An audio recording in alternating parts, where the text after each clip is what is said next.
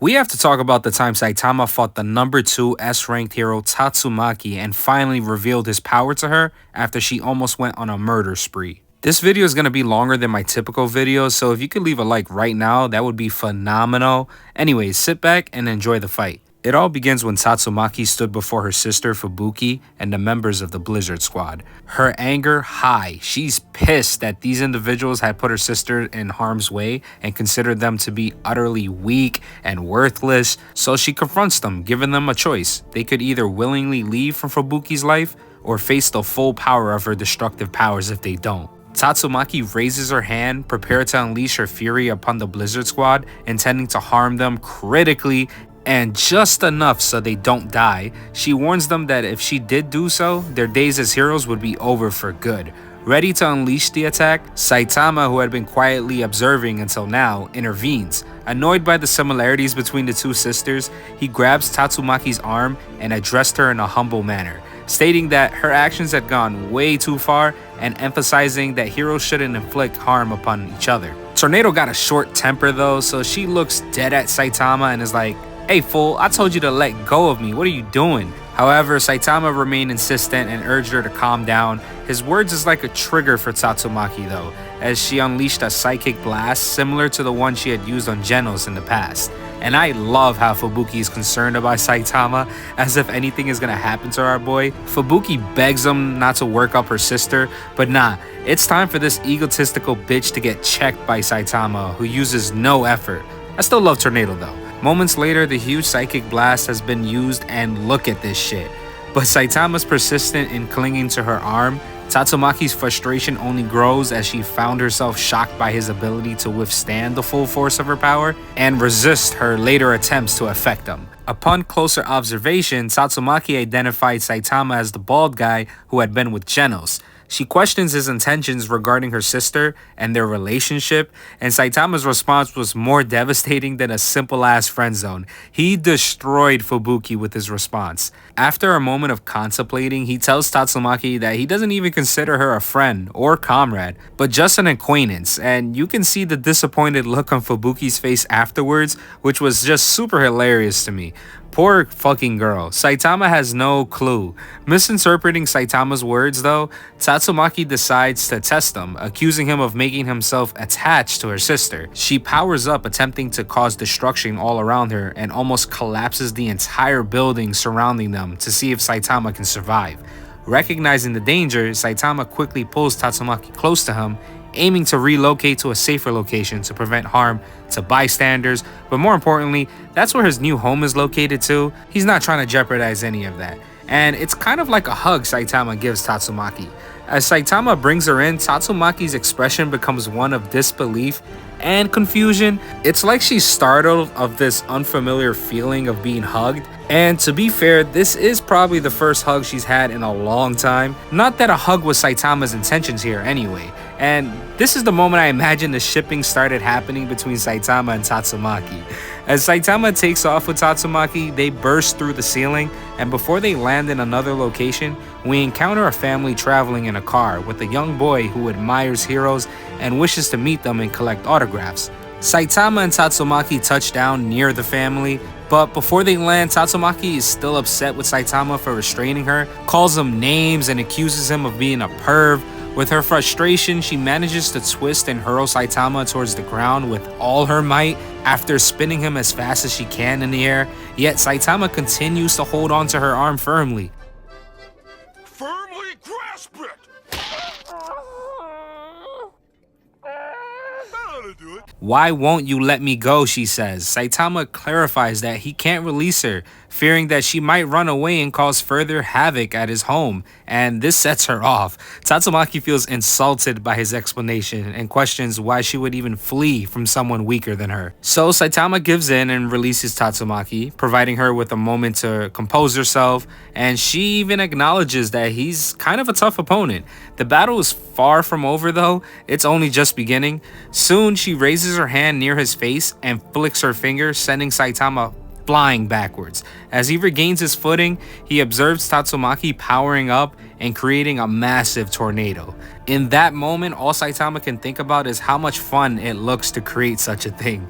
To be fair, if Saitama wasn't her opponent, this is a crazy attack to use on someone and would definitely do some damage, but Tornado, you're out of fucking luck this fight. Rocks are being propelled from the tornado at high speeds, targeting Saitama, but he's like effortlessly intercepting each one with a single hand. Just so you guys understand the level Tornado is going at Saitama right now, the threat posed by Tornado this battle is so significant that agents monitoring potential global threats are concerned. They're contemplating assigning the situation of a high threat level due to the scale of the danger. Meanwhile, the family in the car, including the young boy who's thrilled to witness the battle, observes the fight. The boy is excited to witness the S-Class hero Tornado in action. He sees her, while his parents calmly decide that it's time to get the fuck out of here. But the little boy is like, what you mean we out of here? Get closer, I want to get close so I can actually hear the voice of Tornado. Not sure why these guys aren't freaking out or driving anywhere near a full-fledged tornado so calmly. I mean, what kind of people are these guys? The young boy and his family is nearly struck by one of Tatsumaki's airborne rocks, but Saitama intervenes just in time to prevent any crazy disaster. Saitama scolds Tatsumaki for the reckless use of her powers, receiving a childish response from her as she asserts that he's not the boss of her. And I hear you guys. Tatsumaki's actions seems to indicate a lack of concern for the family's safety, but in a surprising turn, she quickly intercepts another rock to protect the family that Saitama reflects, taunting Saitama for his lack of caution. She then ensures the family's safety and dismisses them from the scene, all while the young boy hears her voice up close as he had hoped. So he got what he wanted.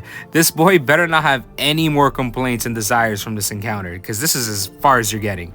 Throughout all of this, Saitama simply wants to go home. He's sick of all of this. It's like a boss asking an employee to stay an extra half hour at work. He is trying to go home, but Tatsumaki continues to talk shit that he can't match her speed and therefore can't be trusted to safeguard Blizzard. Low-key, I just know she's excited that she can go all out on someone like Saitama without ending the fight so soon. As Saitama is fantasizing about going home, Tatsumaki blows his tracksuit away and then blows him. Wait, that's not. And then blows him away. Far away, a dramatic confrontation unfolds between a woman who has betrayed the Class A hero Feather and a group of misfits is present who have beaten him down. Just as the hero is ready to retaliate and take center stage in his own story, almost like he's the main character here, he's finally gonna have his power-up. Saitama bursts through a wall behind him and knocks Feather on his ass unconscious, preventing him to face the villains now standing before Saitama.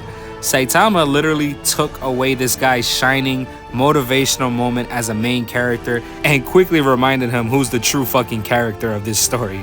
I love it. Poor guy though. Moments later, the villain spots Tornado and attempts to seize the opportunity to take down an S-ranked hero and gain some fame from this encounter. Cause yeah, that's a good idea. You guys can totally take out the number 2 S-ranked hero. As the villains attempt to capitalize on the opportunity to take down an S-ranked hero, Saitama knocks out the ringleader who proposed the idea in the first place, leading to the rest of the group trying to confront Saitama and Tornado, and predictably, they all end up defeated in a large loser pile. Meanwhile, in another part of the city, this huge rat monster with a threat level of dragon is causing chaos, it's wreaking havoc. Metal Bat is on his way to confront the monster, eager to unleash his pent-up frustration on it, when suddenly the creature explodes and dies, courtesy of Saitama and Tatsumaki unintentionally engaging in battle with it as they're fighting each other. Like, they're so busy fighting each other, they don't even realize all this other shit that they're doing. Regrettably, they're still causing a huge disturbance. The responsibility for the damage falls on Tatsumaki though, that's all I'm saying, because Saitama is trying to avoid damaging so many unnecessary buildings. After all, he doesn't have the money to try and pay for the damages of this shit, so I know he's trying to be careful. Tornado is what gives heroes a bad name. Can you imagine if Tornado was involved in Avengers Civil War? She'd be the reason the public hates heroes, and Wanda would have been in the clear, I swear. The situation has escalated to the point where people are alarmed and shouting as they witness the destruction of buildings before their eyes. Saitama expresses his concern, stating that things have gone too far and proposes that they relocate once again. Shortly after, Tatsumaki responds with, okay. lands in front of Saitama and gazes up at him for a brief moment as he looks down at her. Part of me wonders if she wanted Saitama to hug her again, but what do you guys think? As he turns to leave, he tells her to come on, but the instant he does, Tatsumaki grabs his head and forcefully pushes him down a building onto the street in a highly disrespectful manner, saying that she'll lead the way. This next part is probably my all-time favorite part of this entire fight, simply because I laughed so much the first time I saw it. While Tatsumaki drags Saitama along the ground, she catches sight of a fast individual tailing them, prompting Saitama to look as well, and what they both see is Sonic, who is curious about the commotion. Upon recognizing the two, he hurls his homing exploding shurikens at Tatsumaki and Saitama with this incredible speed. With no effort, Tatsumaki deflects the projectiles back towards Sonic, who also without effort dodges them thanks to his amazing speed. That is until a dog taking a shit enters the picture. Sonic slips on the dog shit, causing him to lose his footing and concentration. This misstep leads to him being hit by his own weapon, which blows up, causing him to curse Saitama's name as the cause of the entire thing, as if Saitama had anything to do with this slip-up. Reaching a safer location, Saitama rises to his feet with a calm expression and grants Tatsumaki permission to go all out once again. This only further enrages her, as she believes she's testing him and that he continues to underestimate her. She asks if it's acceptable for her to get serious, to which he confidently responds without hesitation to go ahead, shocking Tatsumaki but also resulting with a hint of delight on her face, slightly blushing too. For the first time, she's granted the opportunity to unleash her full power on someone without the risk of causing fatal harm, allowing her to freely explore the extent of her abilities. Do you guys also take it as Tatsumaki slowly falling in love with Saitama? This could be a problem between two sisters. As a side note, Fubuki approaches the battlefield where Saitama and Tatsumaki are engaged in battle, only to witness a sight far more destructive than the earlier tornado. The scene before her matches a catastrophic force capable of destroying an entire city. Like, seriously, look at this shit. Filling Fubuki with deep concern over the overwhelming display of her sister's power. And in a blink of an eye, Saitama's body hurtles past her, sending him back to his headquarters, where a panicked King anxiously awaits outside Saitama's apartment, deeply concerned by the situation. King questions Saitama about his actions, to which Saitama casually responds that he's battling that shrimp tornado, unaware that Tatsumaki can overhear him. I swear, if there's anyone who's pissed off Tatsumaki the most in her life, it's probably Saitama on this day, with his constant backhanded remarks and nonchalant attitude. With a fast aerial maneuver, Tatsumaki misses Saitama with a kick, causing her to collide with the wall. King glances at her and catches a glimpse of Tatsumaki's underwear, confirming that Tatsumaki does wear underwear. I remember people always commenting whether she had them on or not, so I'm glad you guys got your answers. As the battle draws to a close, the heroes inside HQ starts to take notice of the intense disaster occurring nearby. One of them peers out the window and recognizes Saitama flying back towards Tatsumaki, towards a massive trail of destruction. Tatsumaki also flies towards Saitama, her face filled with sweat and veins popping. You can tell she's just really trying now. She experiences a moment of concern, fearing that she may have gone too far after unleashing her full power. It's revealed that outside of life and death struggles, Tatsumaki has never really unleashed her full strength on an opponent. This is the reason she finds such enjoyment in fighting Saitama, as he's someone other than Blast who can take her on. So Saitama is perfect. Despite her fatigue, Tatsumaki makes one final effort, lifting the entire landscape and hurling it at Saitama in an attempt to crush him and bring the fight to an end. To her shock though, Saitama emerges unscathed. He doesn't have a single scratch on him. And as the battle progresses, Tatsumaki gradually expends all her energy, leaving her barely able to stand before a completely unfazed Saitama, who's barely done anything himself this fight. Seeing Tatsumaki so drained from her countless attempts to harm him causes Saitama to express genuine concern for her, advising her not to push herself too hard. Alright, it's no surprise at this point, it's clear that any concern towards Tatsumaki is gonna enrage her, leading to a sharp retort. After all, why should anyone worry about her? She unleashes an attack that typically sends opponents into outer space with its explosive force. The effect on Saitama is unique though. Instead of being launched into space, he simply begins to float, and he's just amazed by this and enjoying himself. He's actually too heavy for the attack to lift him, as Tatsumaki intended to, so Saitama addresses Tatsumaki, stating that he's not her enemy, which gets a small blush from Tatsumaki. It's right there. She responds by stating that she has no intention of becoming his friend. Saitama then observes that she doesn't seem to value human relationships, all while she continues to exert herself in an attempt to send him flying, slowly losing power until she becomes drained and drops to her knees. This triggers memories of Blast, providing a glimpse into Tatsumaki's past. In a flashback, a young Tatsumaki is shown speaking with Blast, who advises her that those with great power shouldn't rely on others to save them, and that she must protect her family. As a child, Tatsumaki breaks through a window to reunite and be with Fubuki, killing anyone who might try to stop her, leaving her sister frightened and probably traumatized, triggering the awakening of Fubuki's own psychic abilities. Tatsumaki envisions Blast, the only person from whom she seeks acknowledgement of her strength, and she asks him for guidance, expressing her frustration that everyone is frightened of her. And it's here where we really see why she's the way she is now. She fears that if she doesn't act intimidating, she'll be vulnerable to being exploited. It's during this chapter where you see early in her life she was locked away to scientists who would conduct tests on her due to her abilities. Being ripped away from her sister, she's determined never to feel weak and helpless again. In her quest for answers from Blast, Tatsumaki suddenly awakens to the sight of a shiny bald head, Saitama.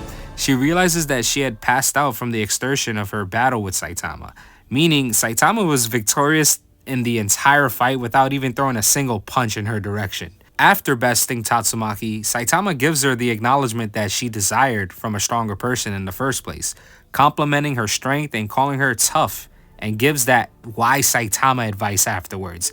He scolds her, emphasizing that she can pursue her own path in life and live how she wants, but urges her to refrain from causing destruction if she's gonna be wild and not destroy people's stuff. He assures her that as long as she refrains from such behavior, she has the potential to become a great hero. Then placing his hand on her head, comforting her, and bids her farewell. Intervening in front of Saitama is Fubuki, who concedes that her sister was right and that she must learn to fight alone, just like her older sister, and not rely on her Blizzard Squad. Despite her message, the members of the Blizzard Squad remains behind Fubuki, determined to continue supporting her. Tatsumaki, furious once again, prepares to unleash her power, but before she can act, Fubuki intervenes, sending her own allies flying with her own power and yelling at them for their inability to withstand her own might. If they can't withstand her own might and take her on, then how are they going to take on Terrible Tornado, and commands them to stand. Saitama, puzzled by the situation, urges Tatsumaki not to get involved and to let Fubuki take charge. He explains that before becoming a hero, he struggled to defeat monsters at a low level. While the Blizzard Squad may seem weak now, their true potential remains unknown, and only time will reveal where their abilities can lead them. Tatsumaki gives in and uses her psychic abilities to pull her sister, allowing the Blizzard group to leave as she is exhausted. However, she warns them that she will not forgive them if anything happens to Blizzard, giving them this deadly look, but also gives them one chance to become strong and protect Fubuki. Before leaving, she casts one final glance at Saitama, declaring that she's not finished with him and intends to test him again as a favor. Tatsumaki, if you want to play date with Saitama, all you gotta do is ask. Saitama, showing no interest, dismisses Tatsumaki with an uninterested expression, saying that she shouldn't bother, basically avoiding her.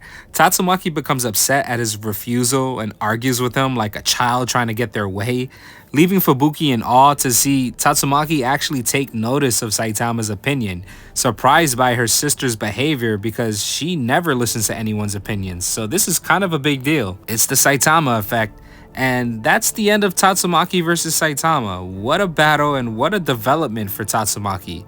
What did you guys enjoy from this battle, and what did you wish to see more of involving this fight?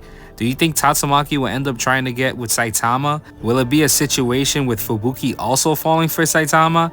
Let me know in the comments. And if you made it to the end, thanks for watching. I really do appreciate it. Make sure to leave a like and sub if you did enjoy it. It will help me out. And comment what else you want to see. I'll see you guys on the next one.